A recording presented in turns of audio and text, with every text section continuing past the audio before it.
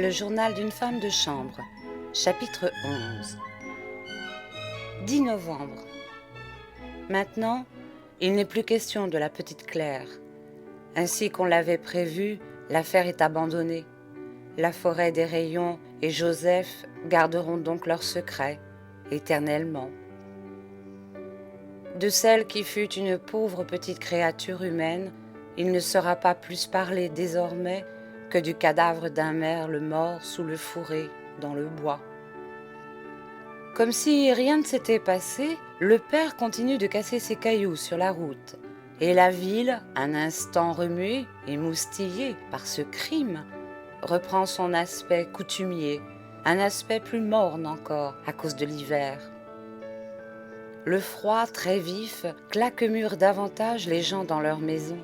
C'est à peine si derrière les vitres gelées, on entrevoit leurs faces pâles et sommeillantes. Et dans les rues, on ne rencontre guère que des vagabonds en loques et des chiens frileux. Madame m'a envoyé en course chez le boucher et j'ai pris les chiens avec moi. Pendant que je suis là, une vieille entre timidement dans la boutique et demande de la viande. Un peu de viande pour faire un peu de bouillon au fils qui est malade. Le boucher choisit parmi des débris entassés dans une large bassine de cuivre un sale morceau moitié os, moitié graisse, et l'ayant pesé vivement, 15 sous, annonce-t-il. 15 sous, s'exclame la vieille. Ce n'est pas Dieu possible, et comment voulez-vous que je fasse du bouillon avec ça? À votre aise, dit le boucher en rejetant le morceau dans la bassine. Seulement, vous savez, je vais vous envoyer votre note aujourd'hui. Si demain elle n'est pas payée, l'huissier. Donnez, se résigne alors la vieille. Quand elle est partie. C'est vrai aussi, m'explique le boucher. Si on n'avait pas les pauvres pour les bas morceaux, on ne gagnerait vraiment pas assez sur une bête. Mais ils sont exigeants maintenant, ces bougres-là. Et taillant 2 longues tranches de bonne viande bien rouge, il les lance aux chiens. Les chiens de riches, parbleu, c'est pas des pauvres. Au prieuré, les événements se succèdent. Du tragique, il passe au comique, car on ne peut pas toujours frissonner. Fatigué des tracasseries du capitaine, et sur les conseils de madame, monsieur a fini par l'appeler au juge de paix. Il lui réclame des dommages et intérêts pour le bris de ses cloches, de ses châssis et pour la dévastation du jardin. Il paraît que la rencontre des 2 ennemis dans le cabinet du juge a été quelque chose d'épique. Ils se sont engueulés comme des chiffonniers. Naturellement, le capitaine nie avec force serment avoir jamais lancé de pierre ou quoi que ce soit dans le jardin de Lanlaire. C'est Lanlaire qui lance des pierres dans le sien. « Avez-vous des témoins? Où sont vos témoins ? Osez produire des témoins !» hurle le capitaine. « Les témoins ?» riposte monsieur. « C'est les pierres, c'est toutes les cochonneries dont vous ne cessez de couvrir ma propriété. C'est les vieux chapeaux, les vieilles pantoufles que j'y ramasse chaque jour et que tout le monde reconnaît pour vous avoir appartenu. Vous mentez, c'est vous qui êtes une canaille, une crapule. » Mais dans l'impossibilité où est monsieur d'apporter des témoignages recevables et probants, le juge de paix, qui est d'ailleurs l'ami du capitaine, engage monsieur à retirer sa plainte. Et du reste, permettez-moi de vous le dire, conclut le magistrat, il est bien improbable, il est tout à fait inadmissible qu'un vaillant soldat, un officier intrépide qui a gagné tous ses grades sur les champs de bataille, s'amuse à lancer des pierres et de vieux chapeaux dans votre propriété, comme un gamin. Parbleu, vocifère le capitaine, cet homme est un infâme Dreyfusard. Il insulte l'armée. Moi? Oui, vous. Ce que vous cherchez, sale juif, c'est de déshonorer l'armée. Vive l'armée! Ils ont failli se prendre aux cheveux, et le juge a eu beaucoup de peine à les séparer. Depuis, monsieur a installé en permanence dans le jardin 2 témoins invisibles derrière une sorte d'abri en planche où sont percés à hauteur d'homme 4 trous ronds pour les yeux. Mais le capitaine averti s'est tenu tranquille et monsieur en est pour ses frais. J'ai vu le capitaine 2 ou 3 fois par-dessus la haie. Malgré la gelée, il ne quitte pas de la journée son jardin où il travaille à toutes sortes de choses avec acharnement. Pour l'instant, il encapuchonne ses rosiers de gros bonnets de papier huilé. Il me conte ses malheurs. Rose souffre d'une attaque d'influenza et Dame avec son asthme. Bourbaki est mort. Il est mort d'une congestion pulmonaire pour avoir bu trop de cognac.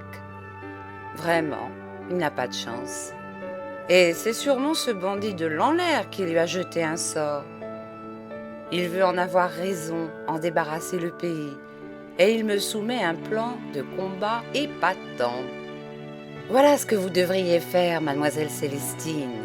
Vous devriez déposer contre Lanlaire au parquet de Louviers une plainte tapée pour outrage aux mœurs et attentat à la pudeur. Ça, c'est une idée. Mais capitaine, jamais monsieur n'a outragé à mes mœurs ni attenté à ma pudeur. Eh bien, qu'est-ce que ça fait? Je ne peux pas. Comment vous ne pouvez pas? Rien n'est plus simple pourtant. Déposez votre plainte et faites-nous citer, Rose et moi. Nous viendrons affirmer, certifier en justice, que nous avons vu tout. La parole d'un soldat, en ce moment surtout, c'est quelque chose, tonnerre de Dieu. Ce n'est pas la chose de chien. Et notez qu'après cela, il nous sera facile de faire revivre l'affaire du viol et d'englober Lanlaire dedans. Ça, c'est une idée. Pensez-y, mademoiselle Célestine, pensez-y. Oh, j'ai beaucoup de choses, beaucoup trop de choses à quoi penser en ce moment. Joseph me presse de me décider. On ne peut pas attendre plus longtemps. Il a reçu de Cherbourg la nouvelle que la semaine prochaine doit avoir lieu la vente du petit café. Mais je suis inquiète, troublée. Je voudrais et je ne voudrais pas. Un jour cela me plaît et le lendemain cela ne me plaît plus. Je crois surtout que j'ai peur que Joseph ne veuille m'entraîner à des choses trop terribles. Je ne puis me résoudre à prendre un parti. Il ne me brutalise pas, me donne des arguments, me tente par des promesses de liberté, de belles toilettes, de vie assurée, heureuse, triomphante. Faut pourtant que je l'achète, le petit café, me dit-il. Je ne peux pas laisser échapper une occasion pareille. Et si la révolution vient? Pensez donc, Célestine, c'est la fortune tout de suite. Et qui sait, la révolution a... Mettez-vous ça dans la tête. Il n'y a pas mieux pour les cafés. Achetez-le toujours. Si ce n'est pas moi, ce sera une autre. Non, faut que ce soit vous. Il n'y en a pas d'autre que vous. J'ai les sangs tournés de vous. Mais vous vous méfiez de moi. Non, Joseph, je vous assure. Si, vous avez de mauvaises idées sur moi. À ce moment, je ne sais, non, en vérité, je ne sais où j'ai pu trouver le courage de lui demander « Eh bien, Joseph, dites-moi que c'est vous qui avez violé la petite Claire dans le bois. » Joseph a reçu le choc avec une extraordinaire tranquillité. Il a seulement haussé les épaules, s'est dandiné quelques secondes et remontant son pantalon qui avait un peu glissé, il a répondu simplement « Vous voyez bien, quand je vous le disais, je connais vos pensées, allez, je connais tout ce qui se passe dans vos pensées. » Il a adouci sa voix, mais son regard est devenu si effrayant qu'il m'a été impossible d'articuler une parole. « Il ne s'agit pas de la petite Claire, il s'agit de vous. » Comme l'autre soir, il m'a prise dans ses bras. « Viendriez-vous avec moi dans le petit café ?» Toute frissonnante, toute balbutiante, j'ai trouvé la force de répondre « J'ai peur de vous, Joseph. Pourquoi ai-je peur de vous ?» Il m'a tenue bercée dans ses bras. Et dédaigneux de se justifier, heureux peut-être d'augmenter mes terreurs, il m'a dit d'un ton paternel « Eh ben, puisque c'est ça, j'en recauserons, demain. Il circule en ville un journal de Rouen où il y a un article qui fait scandale parmi les dévotes. C'est une histoire vraie, très drôle et pas mal raide, qui s'est passée tout dernièrement à Port-Lançon, un joli endroit situé à 3 lieues d'ici. Le piquant, c'est que tout le monde en connaît les personnages. Voilà encore de quoi occuper les gens pendant quelques jours. On a apporté le journal à Marianne hier, et le soir après le dîner, j'ai fait la lecture du fameux article à haute voix. Dès les premières phrases, Joseph s'est levé très digne, sévère et même un peu fâché. Il déclare qu'il n'aime pas les cochonneries et qu'il ne peut supporter qu'on attaque la religion devant lui. « C'est pas bien ce que vous faites là, Célestine. C'est pas bien. » Et il est parti se coucher. Je transcris ici cette histoire. Elle m'a paru propre à être conservée, et puis j'ai pensé que je pouvais bien égayer d'un franc éclat de rire ces pages si tristes. La voici. Monsieur le doyen de la paroisse de Port-Lançon était un prêtre sanguin, actif, sectaire, et son éloquence avait grande réputation dans les pays avoisinants. Mécréant et libre penseur se rendait à l'église le dimanche rien que pour l'entendre prêcher. Il s'excusait de cette pratique en invoquant des raisons oratoires. On n'est pas de son avis, bien sûr, mais c'est tout de même flatteur d'entendre un homme comme ça. Et ils enviaient pour leur député qui ne soufflait jamais un mot la sacrée platine qu'avait monsieur le doyen.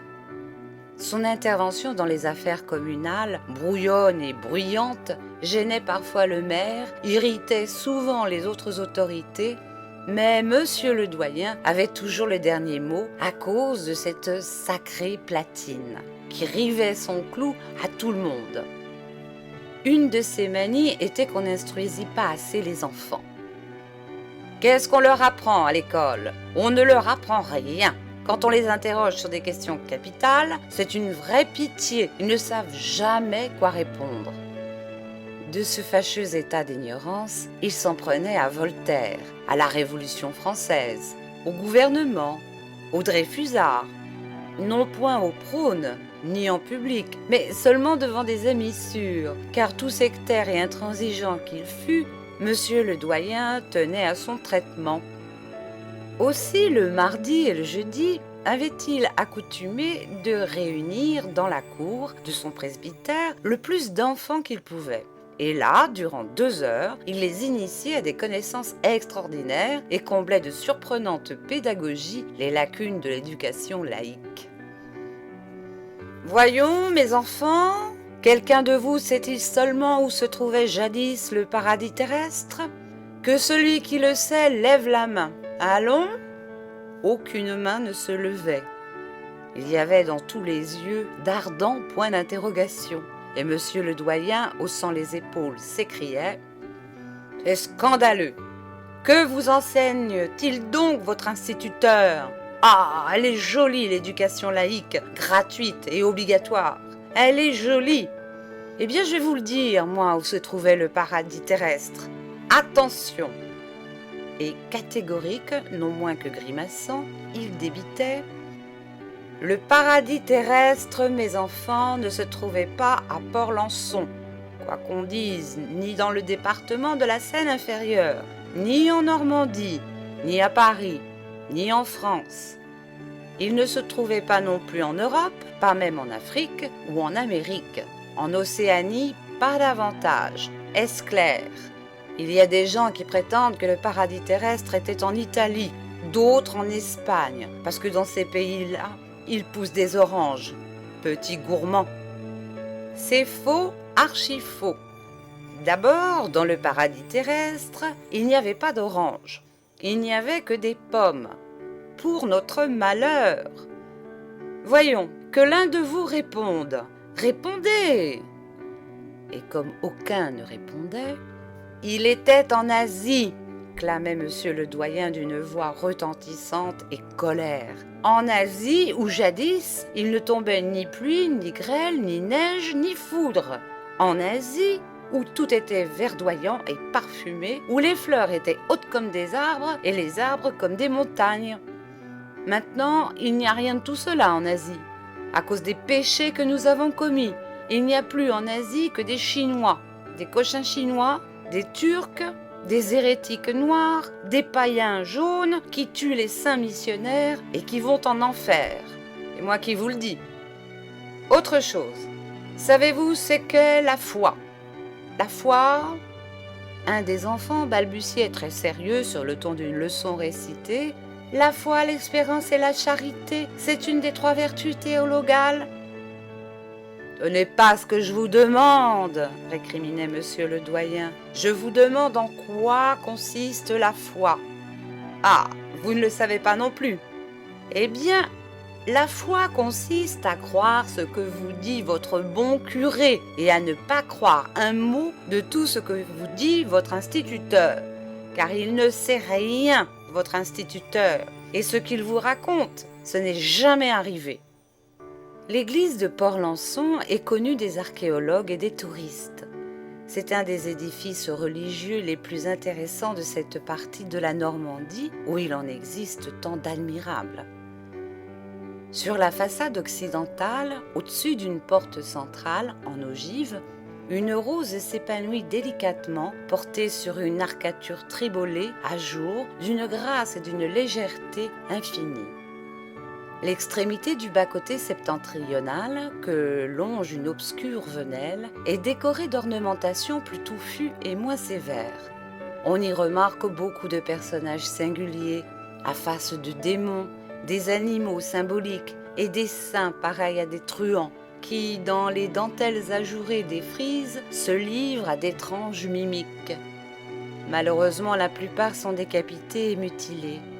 Le temps et la pudeur vandalique des desservants ont successivement endommagé ces sculptures satiriques, joyeuses et paillardes comme un chapitre de Rabelais.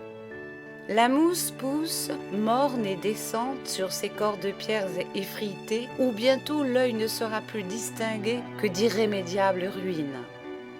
L'édifice est partagé en 2 parties par de hardies et minces arcades et ses fenêtres rayonnantes dans la face sud sont flamboyantes dans le collatéral nord.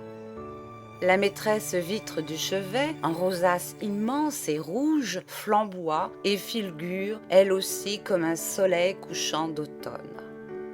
Monsieur le doyen communiquait directement de sa cour, plantée de vieux marronniers, dans l'église, par une petite porte basse, récente, qui s'ouvrait sur un des collatéraux et dont il partageait la clé unique avec la supérieure de l'hospice, sœur Angèle.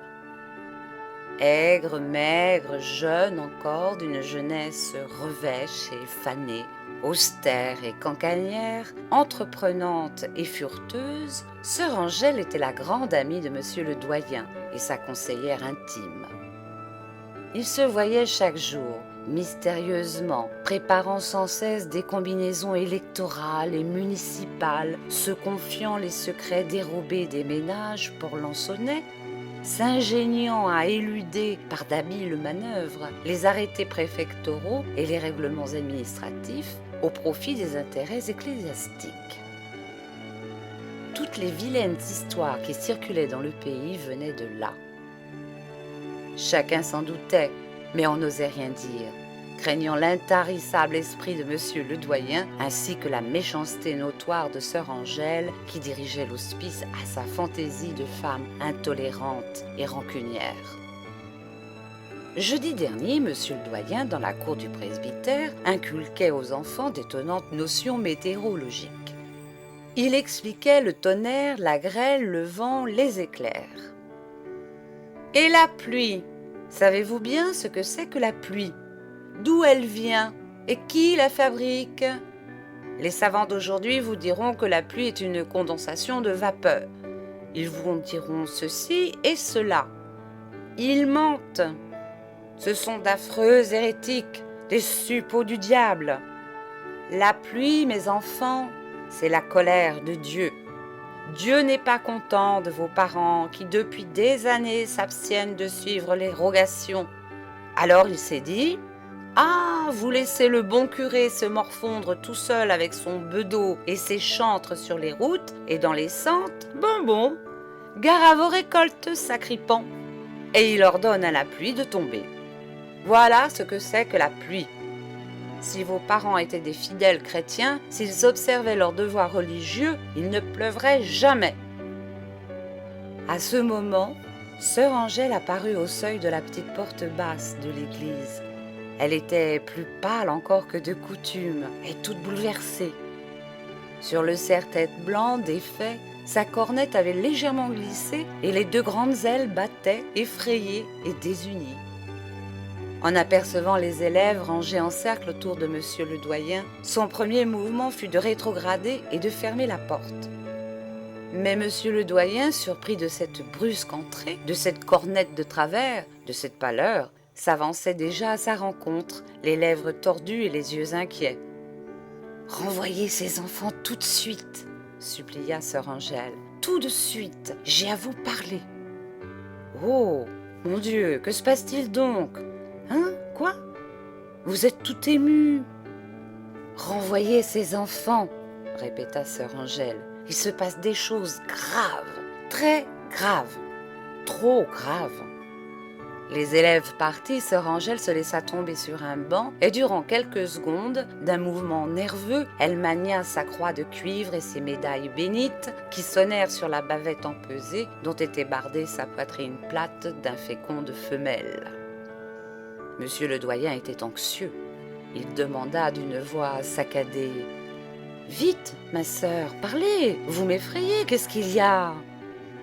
Alors, très brève, sœur Angèle dit : « Il y a que tout à l'heure, passant dans la Venelle, j'ai vu sur votre église un homme tout nu. » Monsieur le doyen ouvrit en grimace sa bouche qui demeura béante et toute convulsée. Puis il bégaya : « Un homme tout nu ? Vous avez, ma sœur, vu sur mon église un homme tout nu sur mon église ? Vous êtes sûre ? Je l'ai vu.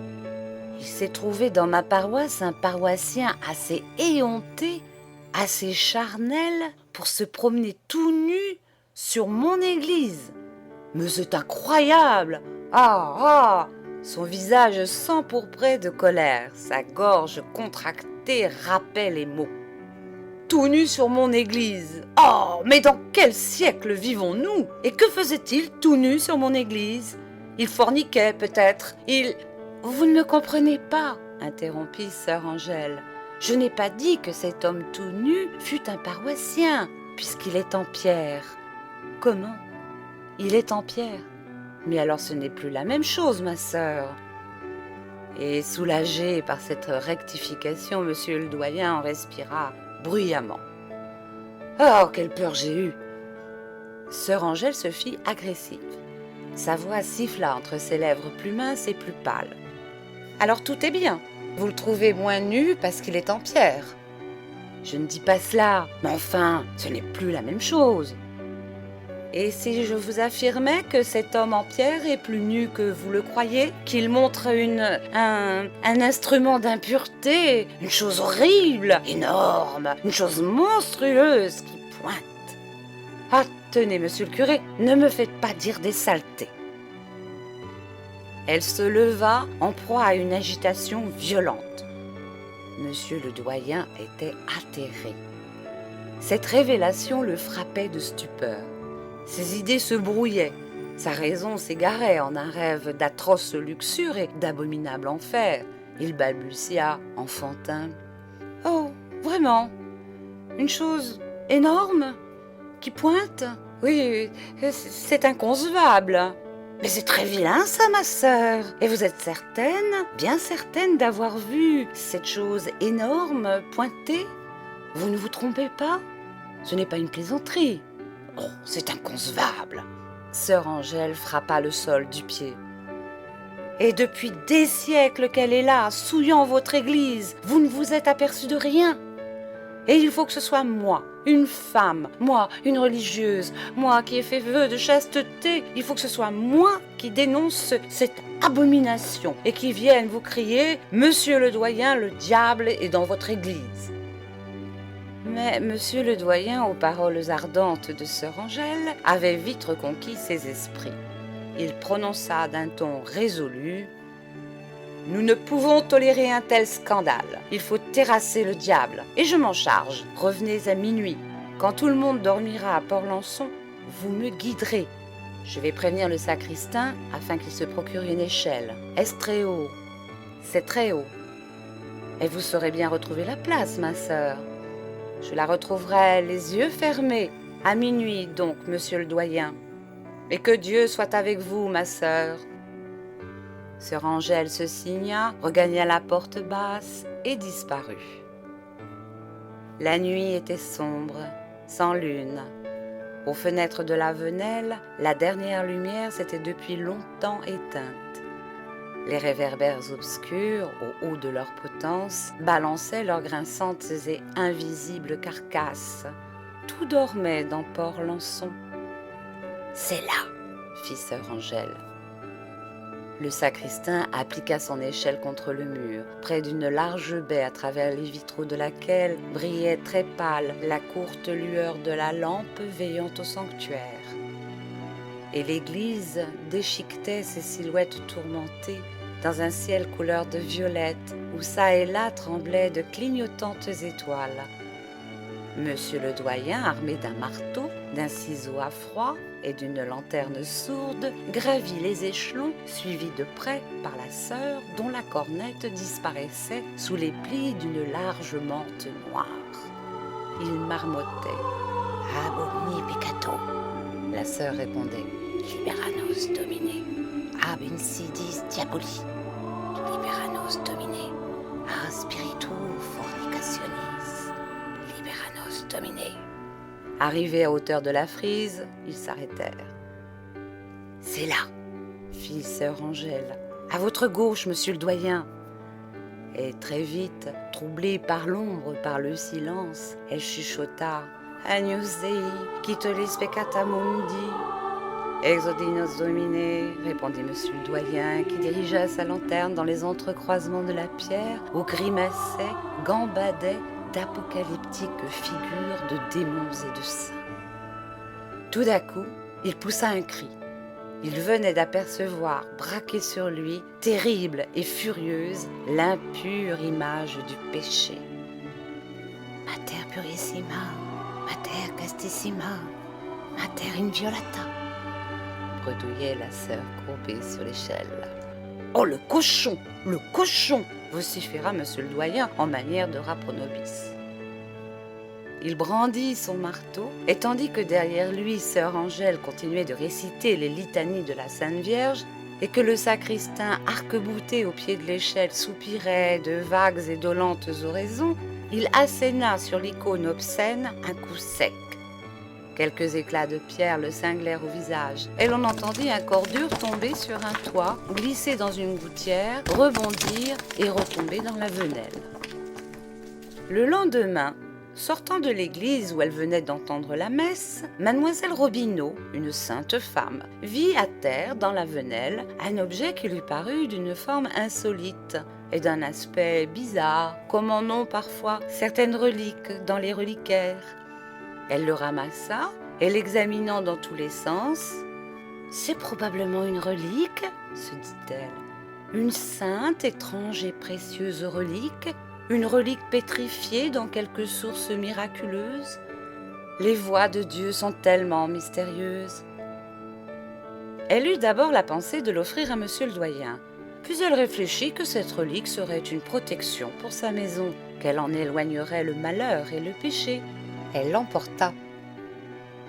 Arrivée chez elle, mademoiselle Robineau s'enferma dans sa chambre. Sur une table, parée d'une nappe blanche, elle disposa un coussin de velours rouge avec des glands d'or. Sur le coussin, délicatement, elle coucha la précieuse relique. Ensuite, elle couvrit le tout d'un globe de verre, aussitôt flanqué de 2 vases pleins de fleurs artificielles. et s'agenouillant devant cet autel improvisé, elle invoqua avec ardeur le saint inconnu et admirable à qui avait appartenu en des temps probablement très anciens cet objet profane et purifié. Mais bientôt elle ne tarda pas à se sentir troublée. Des préoccupations d'une précision trop humaine se mêlèrent à la ferveur de ses prières, à la joie pure de ses extases. Même des doutes terribles et lancinants s'insinuèrent en son âme. « Est-ce bien là une sainte relique ?» se dit-elle. Et tandis qu'elle multipliait sur ses lèvres les patères et les ave, elle ne pouvait s'empêcher de penser à d'obscures impuretés et d'écouter une voix plus forte que ses prières, une voix qui venait d'elle, inconnue d'elle, et qui disait « Tout de même, ça devait être un bien bel homme. » Pauvre demoiselle Robineau, on lui apprit ce que représentait ce bout de pierre. Elle faillit en mourir de honte, et elle ne cessait de répéter « Et moi qui l'ai embrassé tant de fois !» Aujourd'hui, 10 novembre, nous avons passé toute la journée à nettoyer l'argenterie. C'est tout un événement, une époque traditionnelle comme celle des confitures. Les Lanlaire possèdent une magnifique argenterie, des pièces anciennes, rares et de toute beauté. Elle vient du père de madame, qui l'a pris, les uns disent en dépôt, les autres en garantie d'une somme prêtée à un noble du voisinage. Il n'achetait pas que des jeunes gens pour la conscription, cet Olybrius-là. Tout lui était bon, et il n'était pas à une escroquerie près. S'il faut en croire l'épicière, l'histoire de cette argenterie serait des plus louches, ou des plus claires, comme on voudra. Le père de madame serait rentré dans ses fonds et grâce à une circonstance que j'ignore, il aurait gardé l'argenterie par-dessus le marché. Un tour de filou épatant. Naturellement, les Lanlaire ne s'en servent jamais. Elle reste enfermée au fond d'un placard de l'office, dans 3 grandes caisses doublées de velours rouge et scellées au mur par de solides crampons de fer. Chaque année, le 10 novembre, on la sort des caisses et on la nettoie sous la surveillance de madame. Et on ne la revoit plus jusqu'à l'année suivante. Oh, les yeux de madame devant son argenterie, devant le viol de son argenterie par nos mains. Jamais je n'ai vu dans des yeux de femme une telle cupidité agressive. Est-ce curieux ces gens qui cachent tout, qui enfouissent leur argent, leurs bijoux, toute leur richesse, tout leur bonheur, et qui, pouvant vivre dans le luxe et dans la joie, s'acharnent à vivre presque dans la gêne et dans l'ennui. Le travail fini, l'argenterie verrouillée pour 1 an dans ses caisses, et madame enfin partie avec la certitude qu'il ne nous en est rien resté au doigt, Joseph m'a dit d'un drôle d'air « C'est une très belle argenterie, vous savez, Célestine. Il y a surtout l'huilier du Louis XVI. Ah, sacristi! Est-ce que c'est lourd? Tout cela vaut peut-être 25 000 francs, Célestine. Peut-être plus. On ne sait pas ce que ça vaut. » Et me regardant fixement, pesamment, jusqu'au fond de l'âme, « Viendriez-vous avec moi dans le petit café ?» Quel rapport peut-il bien y avoir entre l'argenterie de madame et le petit café de Cherbourg? En vérité, je ne sais pas pourquoi les moindres paroles de Joseph me font trembler.